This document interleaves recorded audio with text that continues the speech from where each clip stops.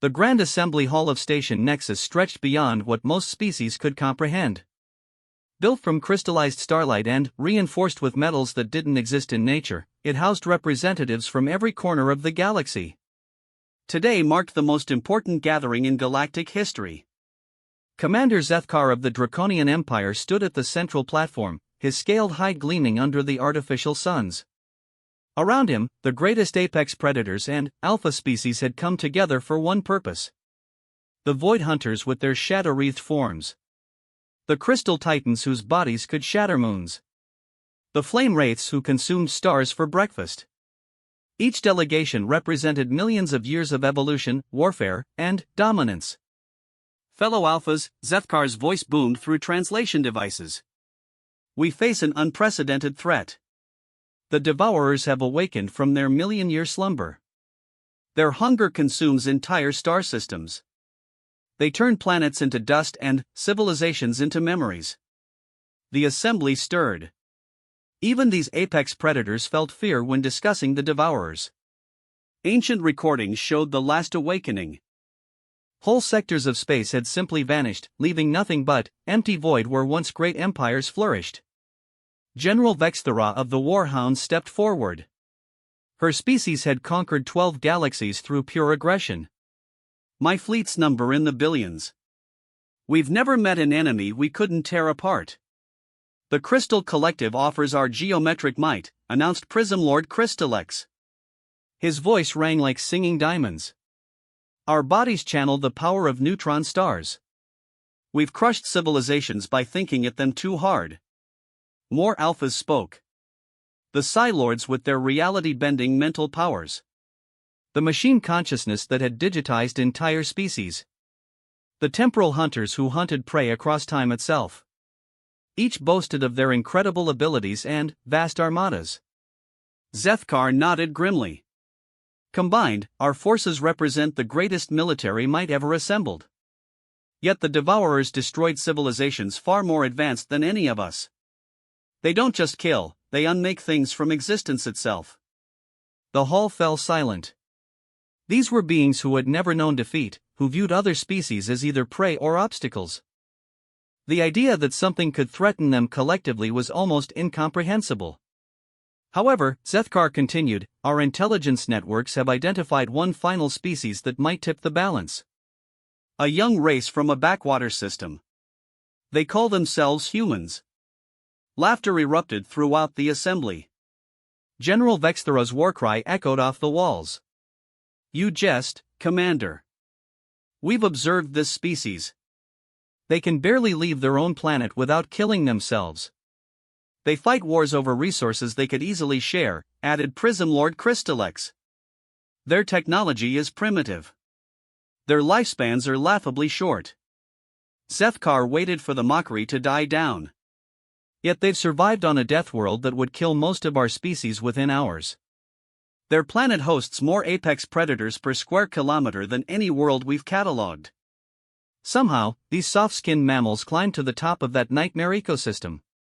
So what? Growled Huntress Shadowmaw of the Void Hunters.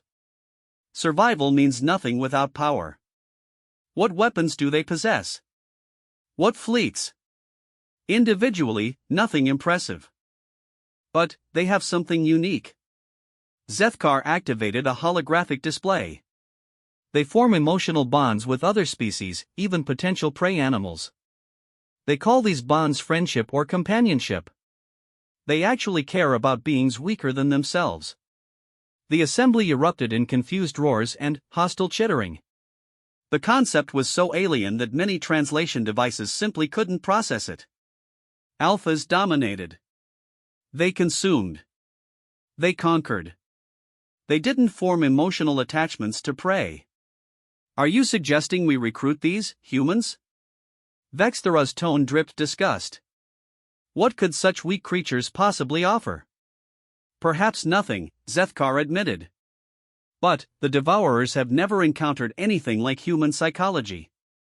Every species they've faced thinks like us, survival of the strongest, domination of the weak. Humans seem to operate on completely different principles. The debate raged for hours. Some alphas argued for immediate invasion of human space, claiming such weakness shouldn't be allowed to exist. Others suggested ignoring humanity entirely, focusing on their own preparations for the coming storm. Finally, ancient prime mind Zirian spoke. The eldest member of the machine consciousness, its digital existence spanned millennia. When it communicated, reality itself seemed to pause. Probability matrices indicate a 12.7% chance that human inclusion increases survival odds. While low, this exceeds our current 3.2% survival probability. Logic dictates investigation. The decision was made. A small diplomatic mission would approach Earth, offering humanity a chance to join the greatest military alliance in galactic history. Most alphas expected the humans to either flee in terror or attack the diplomats on sight. 3 days later, the diplomatic vessel Honor's Edge dropped out of hyperspace at the edge of the Sol system. Captain Mordeth of the Shadow Fleet commanded the mission, chosen for his ability to terrify enemies into submission without firing a shot. Scanning for human vessels, reported Navigator Vex. I detect, wait. This cannot be correct. Report. A single small craft is approaching our position. Metal construction, primitive chemical propulsion. Life signs indicate 3 humans and something else. Mordeth's vertical pupils dilated in confusion. Something else? Unknown life form. Extremely small. Negligible mass. Biosigns suggest it's sleeping? The human vessel docked with practiced efficiency that surprised the Alpha crew. Airlocks cycled, and 3 humans in simple uniforms stepped aboard. 2 males, 1 female, all displaying the peculiar facial expression humans called smiling. Welcome to Sol System, announced the lead human, a middle-aged man with graying hair. I'm Captain Sarah Chen of the Earth Space Service. This is Dr. Marcus Webb and Engineer Tony Rodriguez. Oh, and this is Mr. Whiskers. Captain Mordeth stared at the small furry creature cradled in Dr. Webb's arms. It was perhaps a tenth the size of a human, covered in orange and white fur, with large eyes currently closed in sleep. For legs, a long tail, and small pointed ears. The creature appeared to be purring, a low rumbling sound that somehow filled the entire docking bay. That is your secret weapon? Mordeth's voice carried 17 different harmonics of disbelief. Secret weapon? Captain Chen laughed. Mr. Whiskers is our ship's cat. He keeps us company on long voyages and helps with pest control. You brought a prey animal to a first contact situation? Prey animal? Dr. Webb looked confused. Cats were actually apex predators on Earth for millions of years. We just made friends with them. Engineer Rodriguez grinned. Whiskers here has his own rank in the space service. He's officially listed as Morale Officer, 3rd class. The Alpha diplomats exchanged glances that would have terrified most sentient beings. These humans had not only brought what appeared to be a useless fur-covered creature to the most important meeting in their species' history, they'd given it a military rank. Mr. Whiskers chose that moment to wake up, stretch, and begin exploring the alien vessel with the confidence of a creature that had never encountered anything it couldn't handle. He sniffed at Mordeth's boots, rubbed against Navigator Vex's legs, and settled down near the environmental controls to resume his nap. Perhaps, Captain Chen said diplomatically, you should tell us why you've traveled so far to meet us? Mordeth struggled to process the situation. Every Alpha species approached first contact with displays of power, threats, or at minimum a show of strength. These humans had arrived in what amounted to a flying medallion accompanied by a sleeping fur ball that seemed utterly unconcerned with the presence of beings who could destroy their entire planet. The galaxy faces extinction, he finally managed. The Devourers have awakened. Every Alpha species has united to fight them. We came to offer humanity a chance to survive what's coming.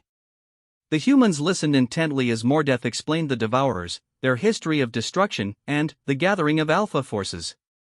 He described weapons that could crack planets and fleets that numbered in the trillions.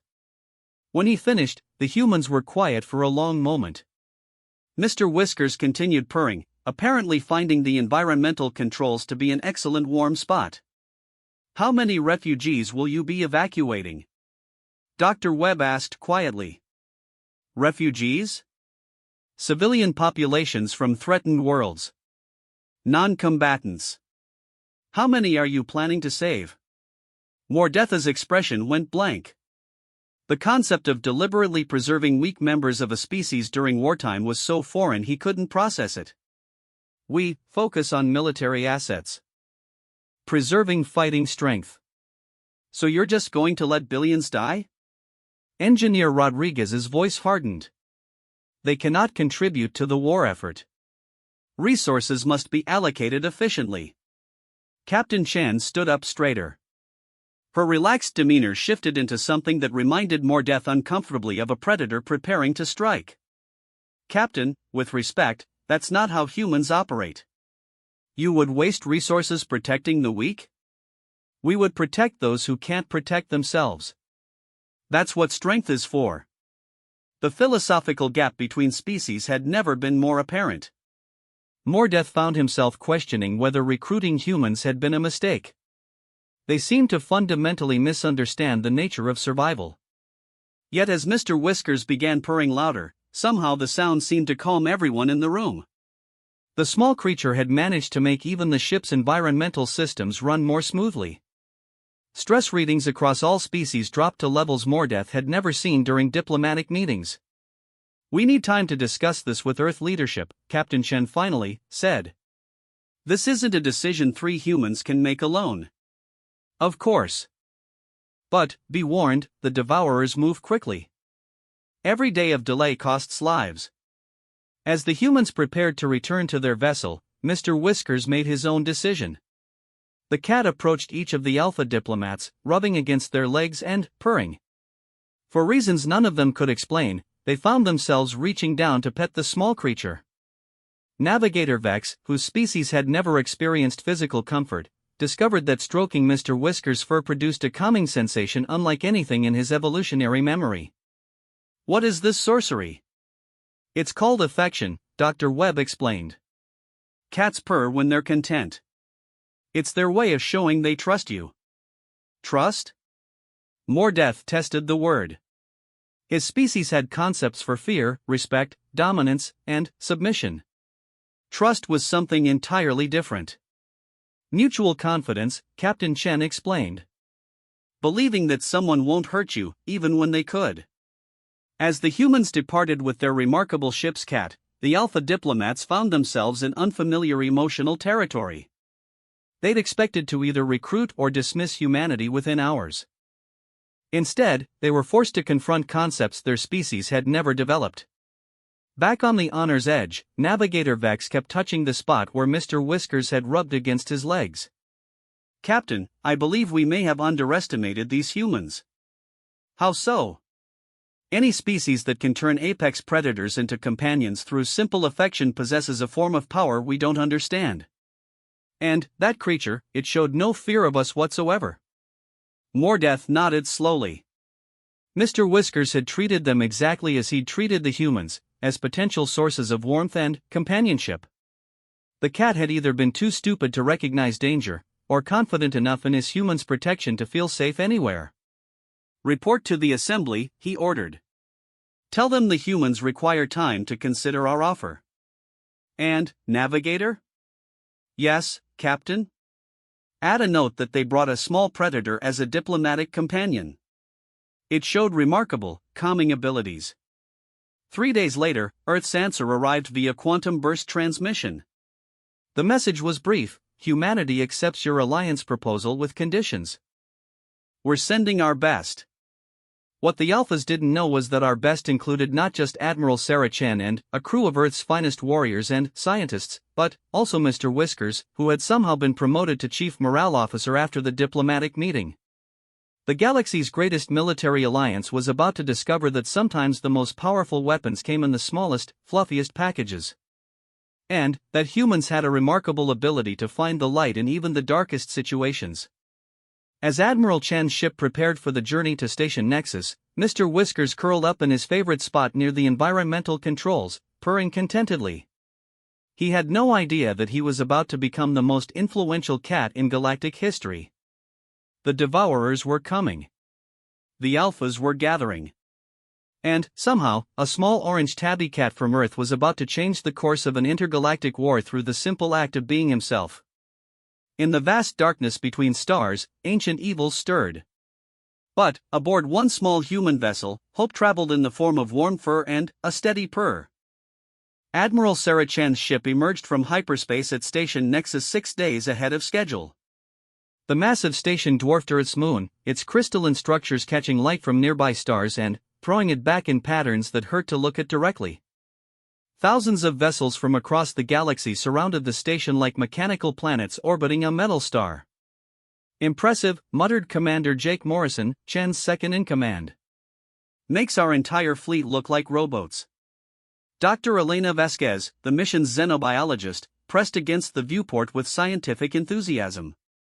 Each of those ships represents a completely different approach to space travel.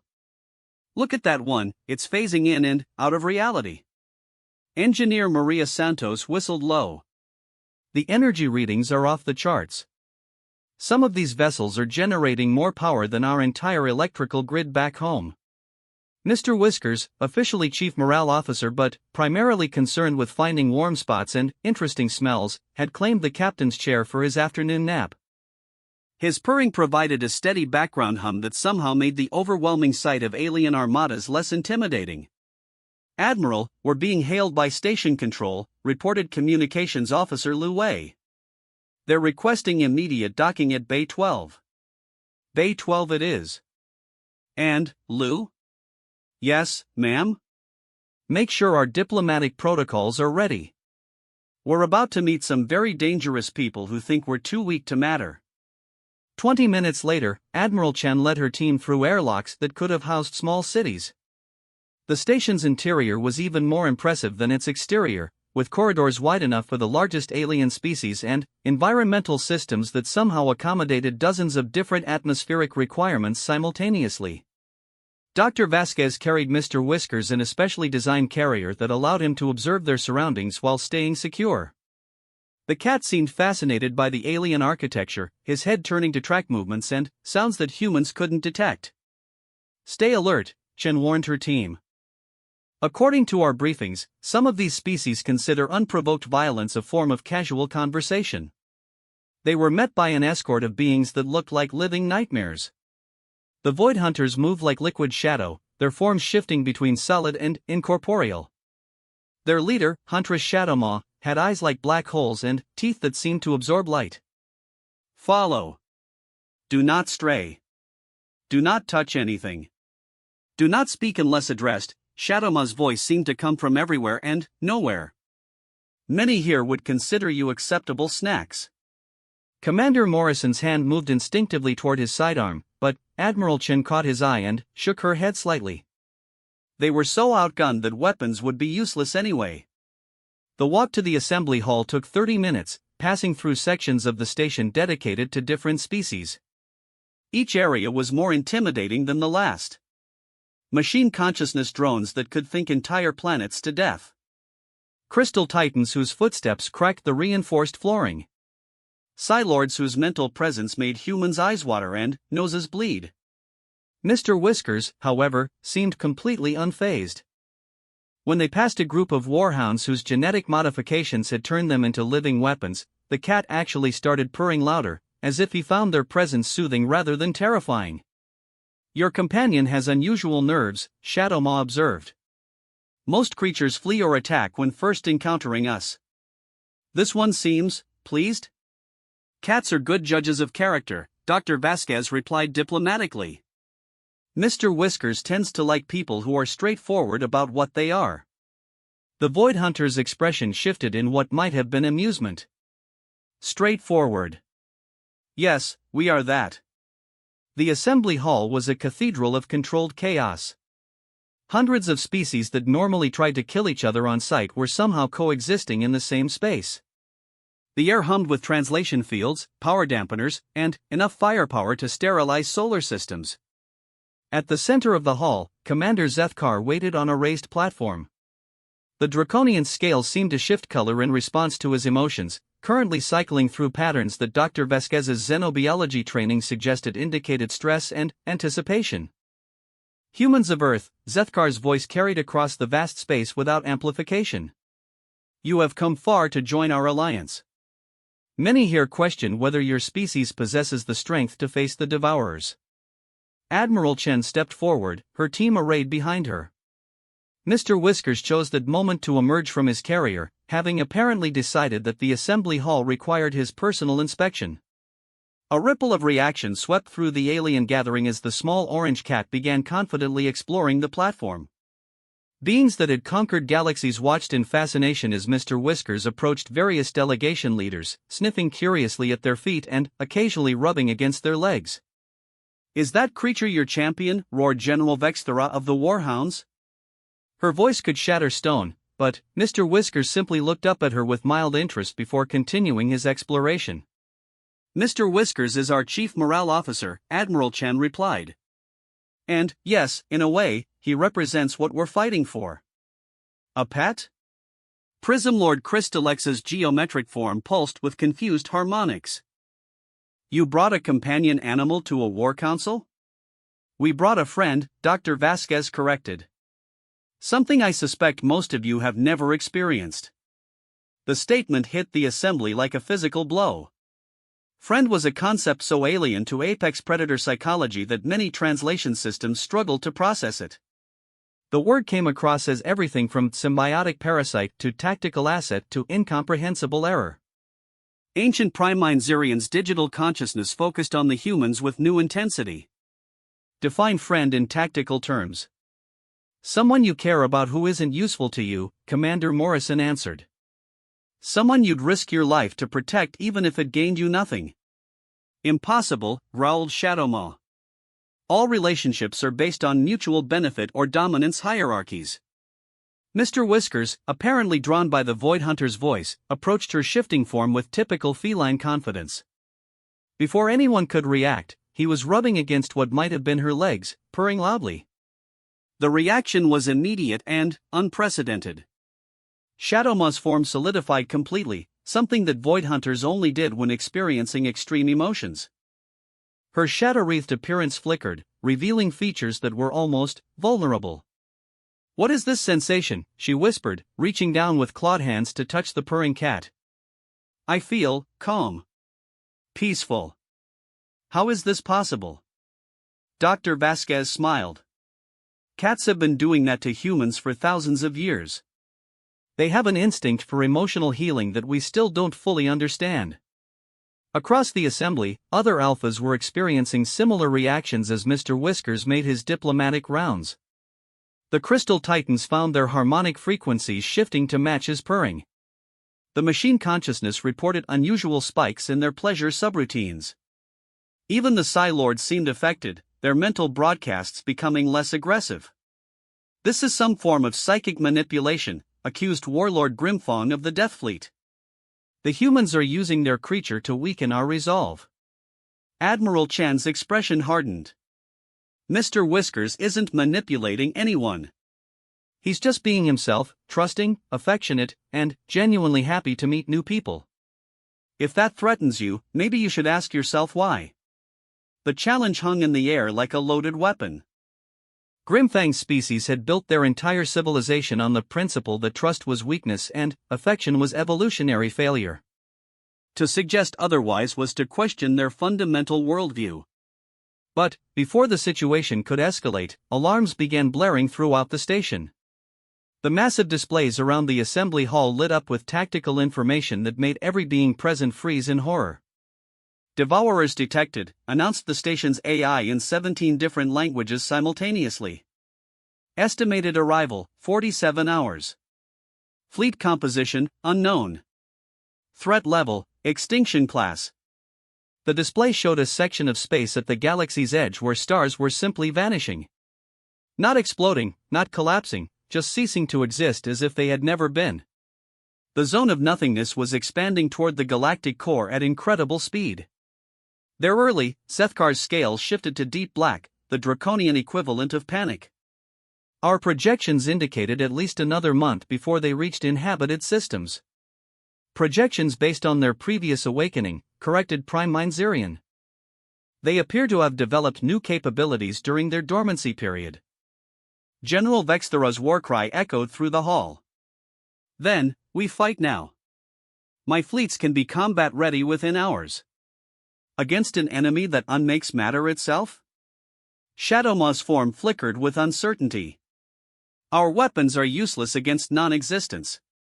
As panic began to spread through the assembly, Mr. Whiskers completed his diplomatic tour and returned to Admiral Chen. The small cat looked up at his human companions with complete trust, as if confident they would handle whatever problems the universe presented. You know, Dr. Vasquez said quietly, Mr. Whiskers has been through meteor showers, solar storms, and 3 separate life support failures. He's never panicked once. Your point? Commander Morrison asked. My point is that maybe we're approaching this wrong. She looked around at the collection of apex predators, all focused on how to destroy the devourers. Every species here is thinking like a predator. Attack, destroy, dominate. But, what if that's exactly what the devourers expect? Admiral Chen caught her meaning immediately. You're suggesting the devourers have adapted specifically to counter apex predator psychology. Think about it, they faced thousands of aggressive civilizations and consumed them all. But they've never encountered a species that forms emotional bonds with potential prey animals, or one that prioritizes protecting the weak. The conversation was interrupted by another alarm. The tactical displays updated with new information that sent fresh waves of terror through the assembly. The devourers weren't just consuming stars, they were accelerating. At current rate of expansion, Prime Mindsirian calculated, they will reach Station Nexus in 18 hours. All inhabited core worlds will fall within 72 hours. We need to evacuate, Zethkar declared. Preserve what forces we can and establish fallback positions in dark space. No. Admiral Chen's voice cut through the growing chaos. We need to do something completely different. Every eye in the assembly turned to her. A human, representing one of the galaxy's weakest species, was about to challenge the combined wisdom of its greatest predators. The devourers consume civilizations based on fear, aggression, and desperation. What if we offered them something they've never encountered? What if we welcomed them? The silence that followed was broken only by Mr. Whisker's steady purring and the distant hum of station systems. The idea was so fundamentally alien to predator psychology that most beings couldn't process it. Welcome extinction? Grimfang's voice dripped disbelief. Welcome strangers, Chen corrected. The same way Mr. Whiskers welcomed all of you. Without fear, without aggression, without assuming the worst possible intentions. Shadowmaw's form flickered. And, if we're wrong? If they simply consume us more efficiently? Then, we die as we lived, true to what makes us human. Admiral Chen looked around the assembly. But, if we're right, we might discover that even cosmic horrors can learn to purr. In the growing darkness beyond the galaxy's edge, ancient minds that had consumed countless civilizations felt something unprecedented. For the first time in their existence, they sensed beings who might welcome them rather than fight them. And, deep within their vast, terrible consciousness, something stirred that they had never experienced before, curiosity about what such creatures might be like. The debate that followed Admiral Chen's proposal nearly tore the assembly apart. Species that had been reluctant allies moments before were now on the verge of open warfare with each other. Weapon systems powered up throughout the station as fundamental worldviews collided. Madness, roared General Vexthera, her warhounds howling in agreement.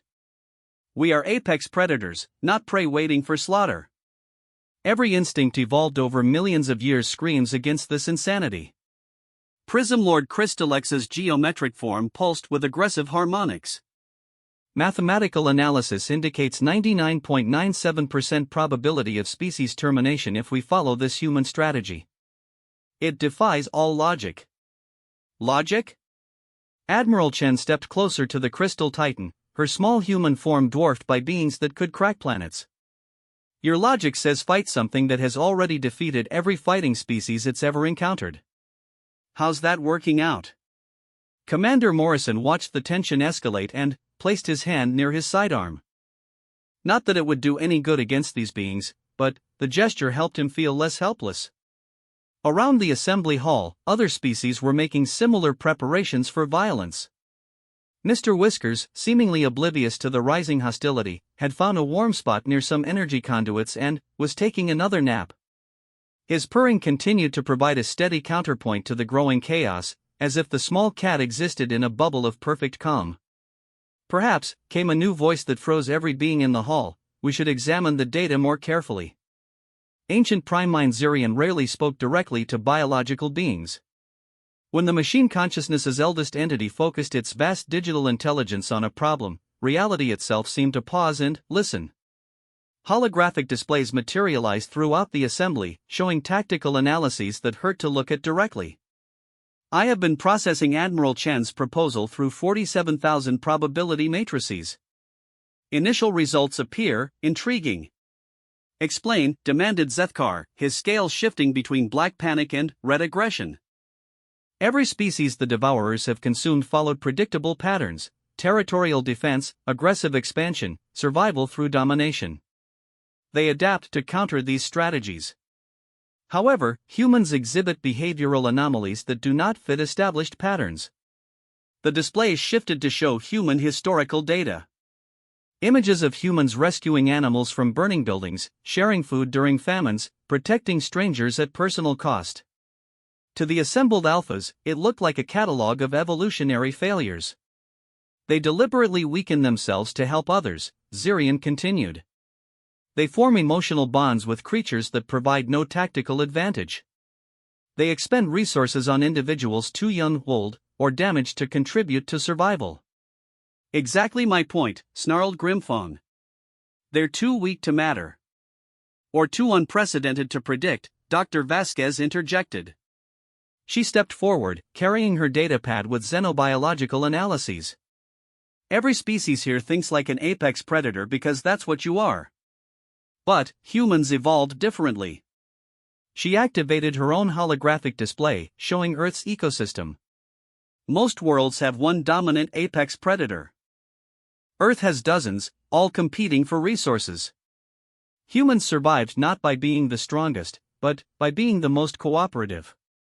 The assembled beings studied the data with growing confusion. Earth was a nightmare world where creatures that should have killed each other instead formed symbiotic relationships. Humans shared their territory with wolves they turned into companions, birds they fed for pleasure, and cats that served no apparent survival function.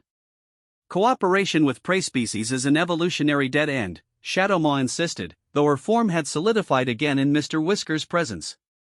Is it? Admiral Chen gestured toward the sleeping cat. Mr. Whisker's ancestors were solitary hunters. Humans were tribal omnivores. Neither species needed the other for survival. Yet here we are, traveling across the galaxy together. Commander Morrison picked up the thread. Cats chose to live with humans because we offered them food, warmth, and safety. Humans chose to live with cats because they offered companionship, pest control, and emotional support. Both species became stronger together. The Devourers, Prime Mind Zirian announced after several moments of intense calculation, have never encountered mutualistic symbiosis between sapient species and non-sapient companions. Their consumption patterns suggest they target civilizations based on threat assessment algorithms. And humans register as what level threat? Asked Sethkar. Individually? Negligible. Collectively? Still minimal. However, their psychological profile creates computational paradoxes in standard threat analysis systems. The ancient AI paused, its massive processing power focusing on a single question. How does one calculate the threat level of beings who would risk death to save creatures that cannot benefit them? Mr. Whiskers chose that moment to wake up, stretch, and begin exploring the assembly hall again. His confident approach to beings that could unmake reality drew continued stares of disbelief from species that had never experienced fearless trust. Look at him, Dr. Vasquez said softly. Every predator instinct in this room should terrify him. Instead, he's treating you all like potential friends. That's not stupidity, that's confidence in his human's ability to keep him safe. And if you're wrong? General Vexthera demanded. If the devourers simply consume us more efficiently because we showed weakness? Then, we die together, Admiral Chen replied simply. But, if we're right, we might save everyone. The debate was interrupted by an urgent alert from station control. Devourer fleet detected at system edge. Arrival time revised to 6 hours. All vessels prepare for immediate evacuation. Panic swept through the assembly as beings that had never fled from anything suddenly faced extinction. Ships began powering up throughout the station's docking bays. Emergency protocols activated. Within minutes, the greatest military alliance in galactic history was preparing to scatter like frightened prey. Wait, Admiral Chen's voice cut through the chaos. We have 6 hours. That's enough time. Enough time for what? Zethkar demanded. To try something they've never seen before. Chen turned to address the entire assembly. Instead of running or fighting, what if we prepared a welcome? The suggestion was met with stunned silence. Welcome a force that had destroyed countless civilizations? The concept was so alien that many translation systems crashed trying to process it. How does one welcome oblivion?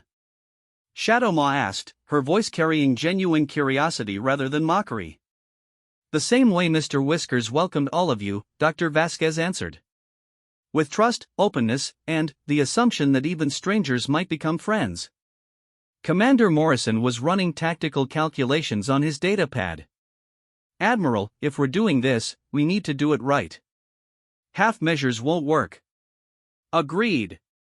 What do you recommend? Complete power down of all weapons systems. Open communication channels. And, somehow, we need to demonstrate that we're not a threat. General Vexthera's war cry nearly shattered the assembly hall's windows. You're asking apex predators to make themselves completely vulnerable. I'm asking them to be brave enough to trust, Chen replied. Something humans learned to do with a small predator that could have killed our ancestors. She gestured to Mr. Whiskers, who had approached ancient Prime Mind Zirian's mobile platform. The ancient AI sensors focused on the small cat with unprecedented intensity.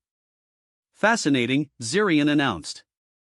This creature's trust patterns create recursive loops in my behavioral prediction algorithms. He assumes protection without demanding proof. He offers companionship without requiring reciprocation. He loves unconditionally, Dr. Vasquez translated. Another concept your species seem to lack. Love. Prism Lord Crystalex tested the word, his crystalline form ringing like a bell. Emotional attachment without tactical benefit. My mathematical models cannot process such behavior. That's exactly why it might work, Admiral Chen said urgently. The devourers have consumed species based on fear, aggression, and survival instincts. They've never encountered love. Time was running out. Long-range sensors showed reality itself beginning to unravel at the system's edge as the devourers approached. Stars were winking out of existence, leaving voids that hurt to contemplate. Decision time, Zethkar announced. We scatter now and preserve what forces we can, or we trust human madness and possibly die together. The vote was closer than anyone expected. Species that had conquered galaxies through pure aggression found themselves swayed by the sight of a small cat who trusted completely. The margin was narrow, barely 51%, but it was enough. All ships, power down weapons, Zethkar commanded, his scales cycling through colors that had no precedent in draconian emotion. Prepare for diplomatic contact. The next 5 hours were the longest in galactic history. Massive fleets that had never known defeat stripped themselves of offensive capability. Communication arrays were configured for peaceful contact rather than tactical coordination. And, throughout it all, Mr. Whiskers continued his casual exploration of the station, apparently unconcerned that existence itself was about to end. Admiral, Communications Officer Lu Wei reported, we're receiving something. It's not communication as we understand it. More like direct consciousness contact.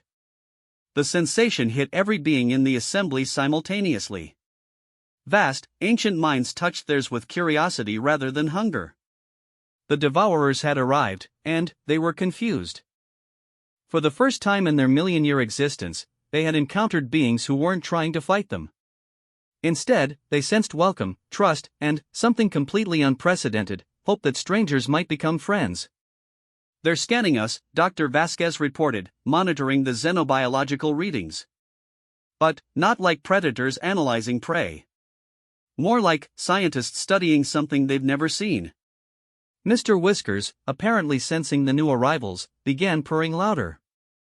The sound somehow carried through the station's communication systems, reaching the Devourer's vast consciousness as the first friendly greeting they had ever received.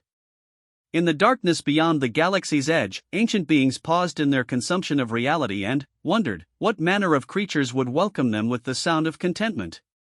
The first direct contact with the Devourers shattered every assumption the galaxy had held about them.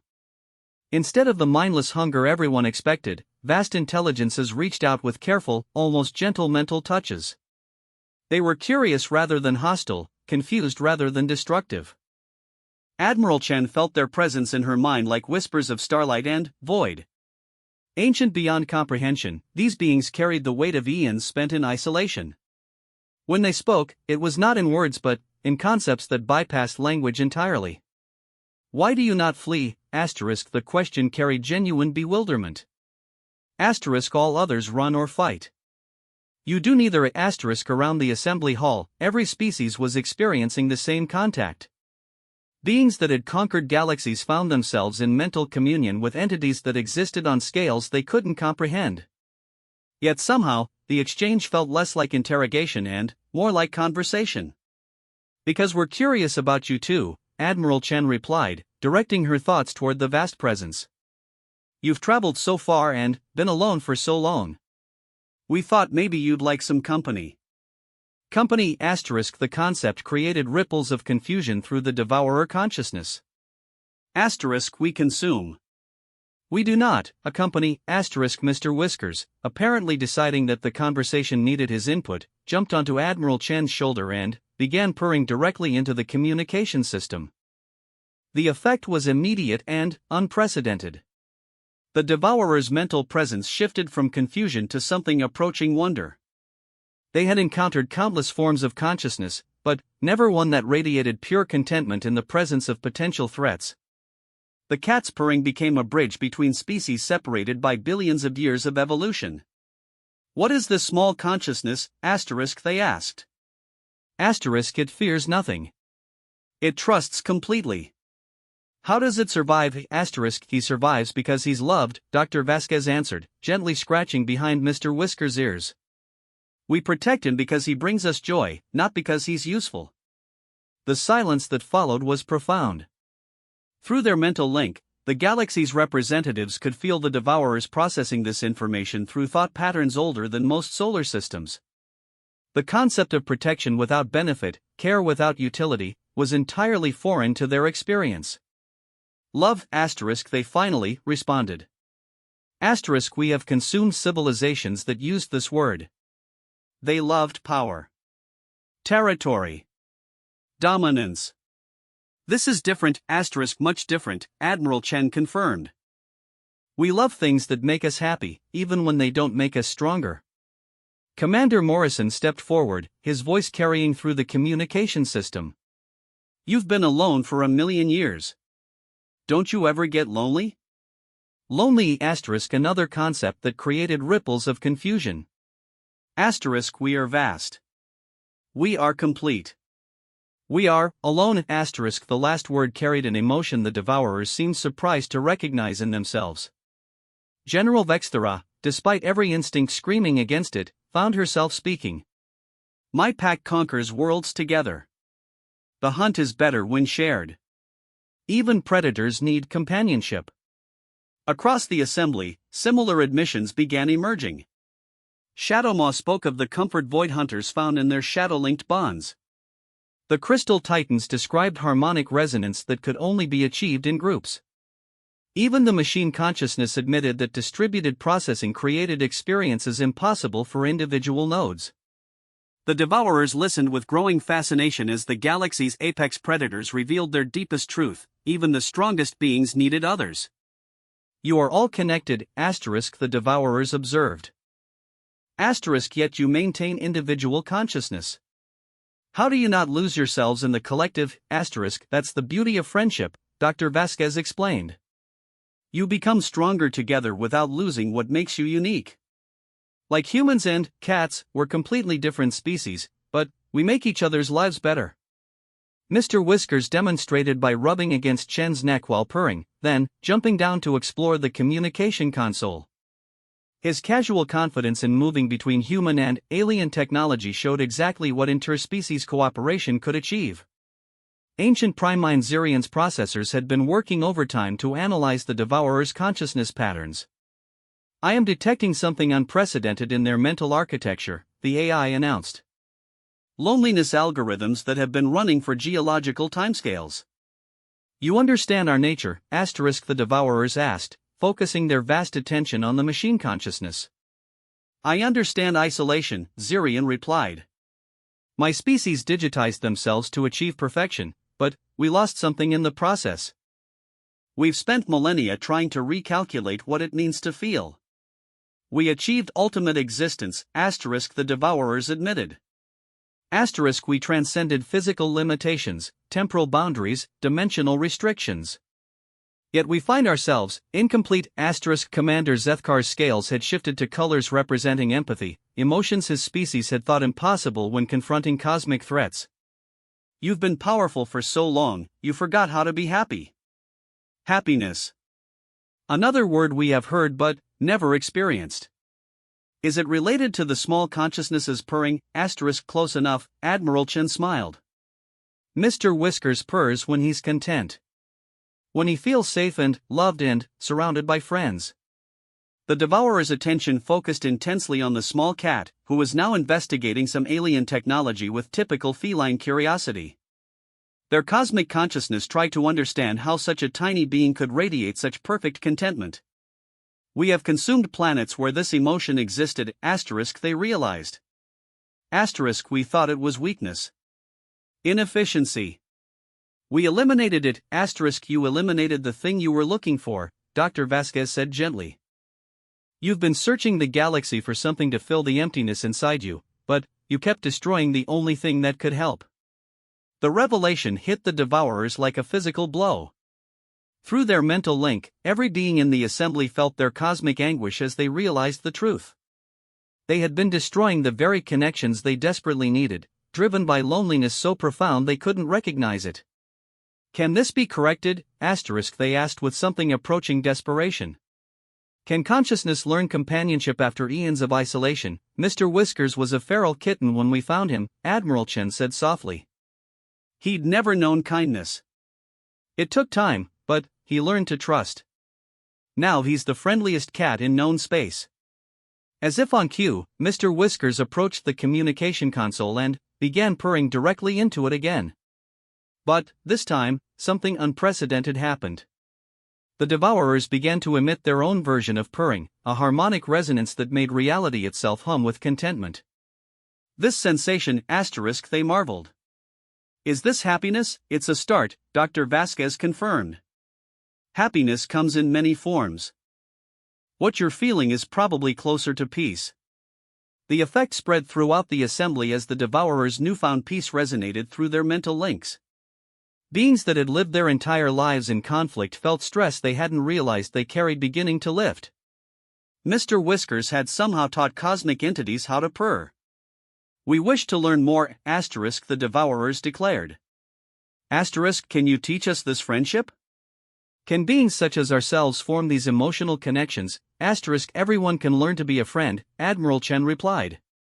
It starts with caring about someone else's happiness more than your own advantage. General Vextheros Pack began howling, not war cries this time, but songs of welcome. Shadowma's form solidified into her most stable shape, reaching out to touch Mr. Whiskers with wonder. The Crystal Titans harmonized with the Devourer's cosmic purring, creating music that had never existed before. We understand now, the Devourers said.